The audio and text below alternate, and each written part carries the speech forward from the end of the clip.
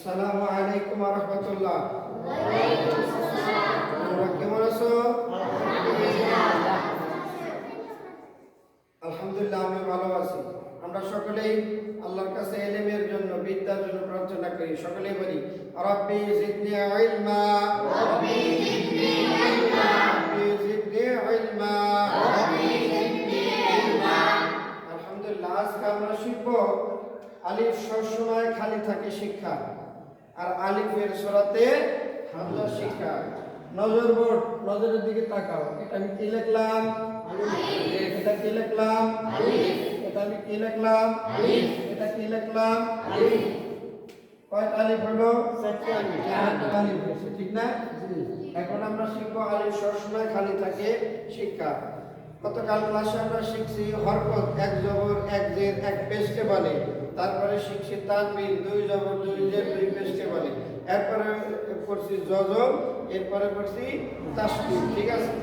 এখন এই আলিফের মধ্যে যদি জবর জের পেশ জজম এগুলা হয়, তখন আলিফকে কি বলে? হামজা বলে। আর আলিফের মধ্যে যদি জবর জের পেশ জজম কিছু না হয়, তখন আলিফের কি বলতে হয়? আলিফ।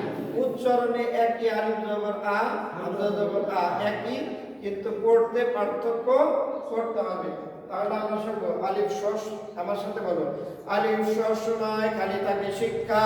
আলিফ সবসময় খালি থাকে শিক্ষা। আরেকবার, আলিফ সবসময় খালি থাকে শিক্ষা। আলিফে জবর জের পেশ জজম হয় না। আলিফে জবর জের পেশ জজম হয় না। আলিফ সবসময় খালি থাকে। আলিফ সবসময় খালি থাকে। আলিফে জবর জের পেশ জজম হয় না। আলিফে জবর জের পেশ জজম হয় না। আলিফ সবসময় কি থাকে? আলিফ সবসময় খালি থাকে। এবার দেখো, এটাও কি লিখলাম? একটা আলিফ। এটাও কি লিখছি? একটা আলিফ। এটাও কি লিখছি? একটা আলিফ। এটাও একটা আলিফ। এবার দেখো, আলিফের উপরে এটা কোনাকুনি আঁক দিছি, এটার নাম কি হয়েছে? আলিফের নিচে এটা টান দিছি, কি হয়েছে? আলিফের উপর গোল মাথা দিছি, কি হয়েছে? আলিফের উপরে জজম দিছি, ঠিক আছে? এবার বলো, আলিফের সূরাতে হামজা শিক্ষা। আলিফের সূরাতে হামজা শিক্ষা। মূলত এটি যেমন আলিফ, এটিও আলিফ, কিন্তু আলিফের উপর জবর জের পেশ জজম হলে আলিফ বলা যাবে না। এবার ওটাকে কি বলতে হবে? হামজা বলতে হবে। একবার বলি, আলিফের সূরাতে হামজা শিক্ষা। আলিফের সূরাতে হামজা শিক্ষা। আলিফের সূরাতে কি শিক্ষা? আলিফের সূরাতে হামজা শিক্ষা। আলিফের জবর জের পেশ জজম হইলে আলিফের জবর হামজা বলে জজম হইলে ওই আলিফকে হামজা বলে। ওই আলিফকে হামজা বলে। আলিফের জবর জের পেশ জজম হইলে আলিফের জবর জের পেশ জজম হইলে ওই আলিফকে হামজা বলে। ওই আলিফকে হামজা বলে। আলিফের সূরাতে হামজা শিক্ষা।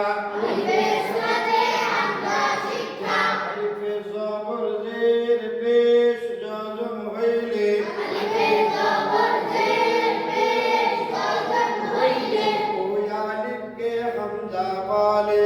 ওই আলিফকে হামজা বলে। উপরের চারটা আলিফে কি জবর জের পেশ জজম হইছে? না। তাহলে এটাকে আলিফ বলবো। আলিফের জবর জের পেশ জজম হয় না। আর আলিফের জবর জের পেশ জজম হইলে ওই আলিফকে হামজা বলে। আল্লাহ আমাদের বেশি বেশি শিখার তৌফিক দান করুন। সবাই বলে আমিন। আমিন।